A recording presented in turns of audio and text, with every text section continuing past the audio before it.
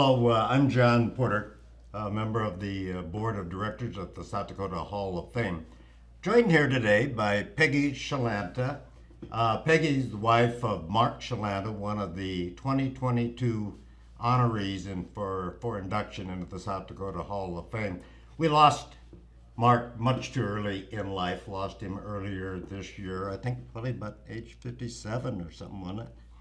And so we're going to ask Peggy to comment a lot on Mark's life, his commitment, how he came about, the contributions that he did for the Hall of Fame. We're also joined this afternoon by Vernon Brown. Vernon worked for many years with Mark at SDN Communications, so he's going to reflect a little bit about things that they were able to accomplish out there, and Mark's 23 years, I think, total out there with SDN. So let's hop right into that. Peggy, one of the things I think I'd like to know, because we like to use these stories and interviews as a way, particularly for youth, inspiring them to be able to see a path that they can accomplish a lot of things in life. What can you tell us about Mark's background, where he grew up? I understand he moved around a little bit as a child, but he eventually ended up in Sioux Falls, right? Right. He grew up primarily in Brookings, South Dakota. He was very active there, of course, going to school, but after school was filled with a lot of swim team practice, every day swim team practice. And then also with Boy Scouts. His father enrolled him in Boy Scouts, and his father had some health issues that prevented him from being very active outside, and he knew that he wanted that for his son. So he enrolled in Boy Scouts. Mark loved it. He was an Eagle Scout, and then shortly after he made Eagle, they moved to Sioux Falls. And they started going as a junior and a senior, went to Lincoln High School in Sioux Falls. So we always said that Mark knew everybody in Brookings and everybody in Sioux Falls. Yeah. So he continued to participate in swim team here, and eventually went to college with a small scholarship for swimming. Okay. Oh, that got a scholarship. I was going to say, what got him down? Because he ended up going to school, as I recall, at the University of Missouri for engineering and technology.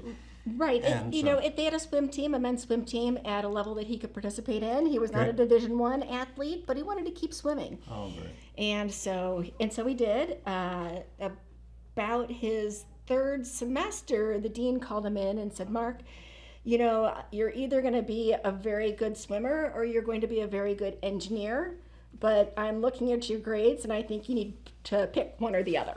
Well, obviously he must have picked the engineering part, because he never challenged Mark Spitz or anything like that. He did pick engineering, and it was a good move. It was definitely a career that he loved. Well, and I know he started working at a couple of jobs down in the Missouri area before he really felt the calling to come back up to South Dakota. His first job was at Contel in Missouri, just outside of St. Louis in Wentzville. And eventually Contel got gobbled up by GTE, so he always likes to say he's an ex-con. Yeah. So. Oh, that's terrific. So then, as I understand, in the early part of the 90s, maybe latter part of the 90s, he ended up back with SDN. Right. And came up here originally, I think, more in operations planning, but it was like less than 2 years. He met up with the former CEO, Rich Scott, at some conference somewhere, and Rich Scott's like, oh, here's a talented South Dakota boy. I think I could convince him to come home. And at that point, we had 2 young children, and he was traveling about 4 days of the week. And I'm like, I think I need you around a little bit more, sweetheart. And he's like, oh, I have a deal for you then. How about if we move back to South Dakota? And I'd like to go work for SDN Communications. And that's what we did. Brought everybody up here, and you weren't a South Dakotan. I was not. No, I was a St. Louis girl, and You know, I've said before, I left St. Louis screaming out the back window, "I'll be back!" But you know, it didn't take long for me to realize what a special place Sioux Falls was, and how blessed I was to be able to raise our kids there. Talk a little bit, either one of you, about SDN is a little different in that it's a collection of some 16, 17 different community, municipal, private, tribal communication networks, probably all based historically on mini telephone systems, I would suspect. And so it's a question of getting them together to move into a future direction and moving away from the old copper telephone wires to fiber optic cables and developing all of that. So what role then did Mark play in all of that? Was it a process of taking something that had been started and really taking and run with it? Yeah, it had been started, but the growth, the incredible growth really came because of Mark's talents. He was the right man with the right talents at the right time. He was able to get, they're independent companies, and he was able to get them together to recognize that they'd be much stronger together in creating what today is a 50,000 mile fiber optic network that reaches the most rural areas of South Dakota. And Mark, I always said he was good at herding cats. He had the toughest job in the industry, having 17 bosses really, keeping them all satisfied, pushing them forward, and encouraging them to touch every corner of the state with broadband technology. I know, and from some of the stuff, Vernon, that I've read, that his work with previous governors in the state on trying to connect the school systems. Yes. That South Dakota became one of the earliest, if not the earliest state to get all of their schools on some type of a broadband network. Yes. Mark had made a proposal. Governor Bill Janklow was very interested in getting all the schools connected. Mark was in charge for our industry of getting the proposal together. He pitched it. He tells a great story about how the governor didn't exactly like the number. And Mark always said he gave the governor a good listening to. He was new in his Yeah, we all role. did that with Yes. Janklow. So. Yeah. But and then Mark talked to the board president and said, here's what happened. And again, Mark was able to work with the board to make the numbers work for the governor and to get all the schools connected. The first state in the country to have all the schools connected for broadband services. That's terrific. So there was something that I read that I guess when you talk about wireless networks, and it was in Mark's write-up that really wireless networks aren't wireless.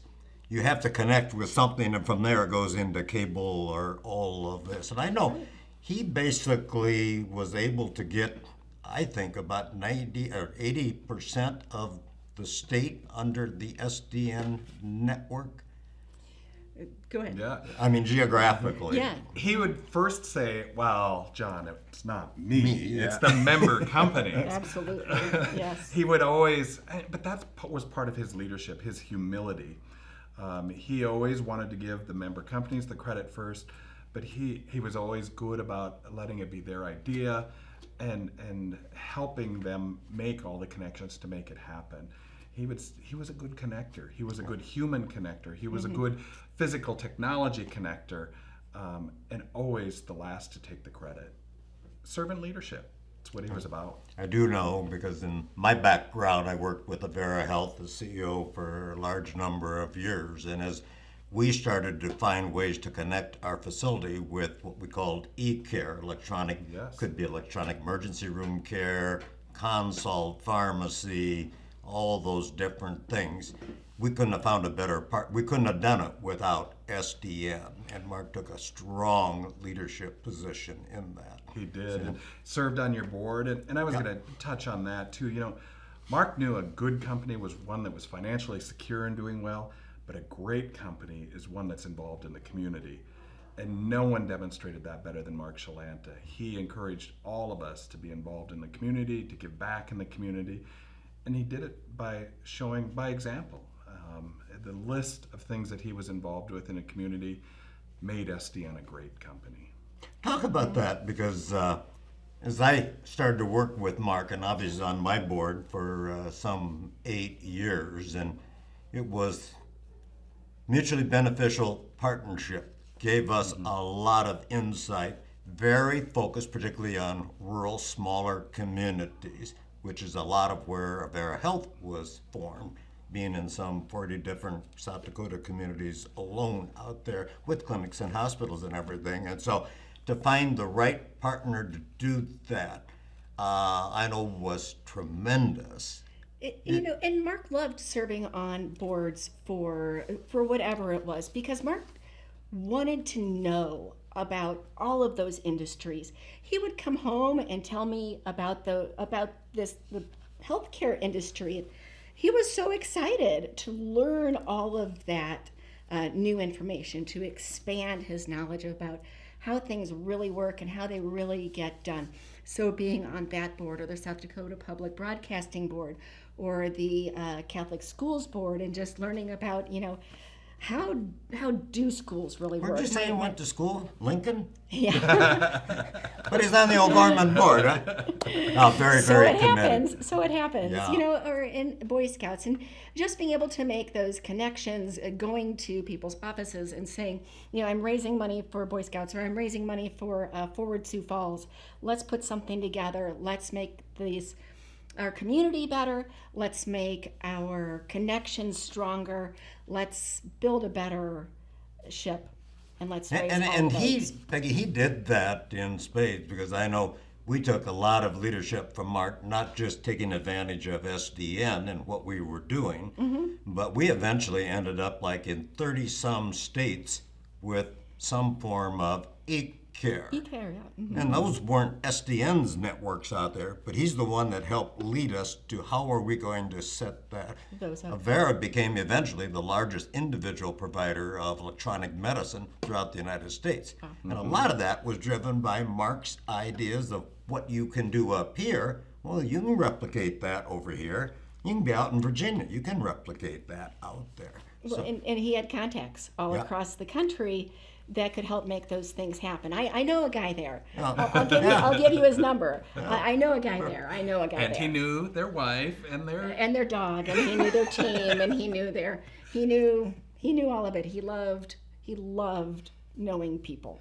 he was just always intellectually curious. And John, Very curious. I can't count the times, even when serving on your board or other boards, he loved being around other leaders like you. Exactly. Because he'd always talk about what he'd learned from leaders like you or the other nonprofit boards that he served on. He was always there not only to serve, but to help himself learn and grow as a leader. I've just recently picked up on the term cloning other people's ideas. So he loved being on your board, so that he could take those things away and implement that's them. where they went. Yes. Yes, he cloned them. Sorry. They came back to our leadership Yes. meetings. Yeah, just taking those things, seeing other leaders, seeing how those leaders are working and growing their people and interacting. It was very important to him.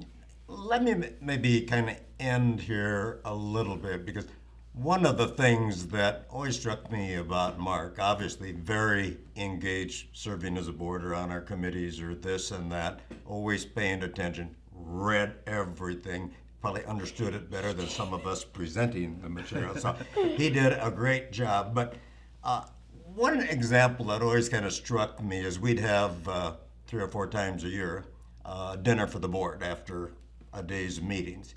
And every now and then, Mark wouldn't be able to make it. It was right here. He lived in Sioux Falls. The dinner was in Sioux Falls. His commitment to family. Yeah. If there was a family function, or if there was a scouting function, or any of that, that took priority.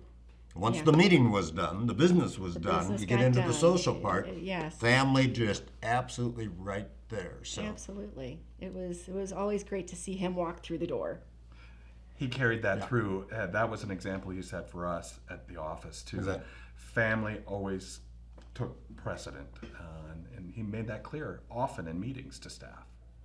So what kind of, even on the business side, what kind of a leader? Is he my way or the highway, or I want to hear what your concerns, observations are. How would you He wanted characterize his style? very much a consensus builder. Okay. Never, this is the way it is, this is the way I said it is. He'd want your feedback, and in my experience, always wanted a recommendation, but wanted to hear everyone's feedback and wanted to put consensus together. And that's why he succeeded with 17 bosses. I don't know how else you could do it. And his ability to keep all the history straight. Yes. You know, who knows what's important to each person and what their business has done over the last 10, 20 years and how they got where they were and figuring all of those pieces pulled together. Yeah, An incredible memory to incredible always memory. capture all of that. So, you and Mark, 4 sons. Are they all headed to telecommunications someday to follow in Dad's footsteps? Or? We have one that's a computer scientist. Oh, really? Okay. Works at the Los Alamos, New Mexico. Oh, wow. And one that's a mechanical engineer, just like his dad, and works for Excel Energy, so kind of in the same Okay. area in Minneapolis. And then we have a son who is discerning monastic life, and a son who would like to be a doctor. So if you'd like to interview him next. Perfect. We'll probably take all of them back here at some point like that. Yeah. Again, I want to thank Peggy, and I want to thank Vernon for reflecting on the life and contributions of Mark Shlanta. Mark is indeed a fine example, a tremendous example of people from South Dakota really reach out, make a commitment to the state, to the communities of the state, to really improve where we live and what our environment is up here. So, again, thank you both very much.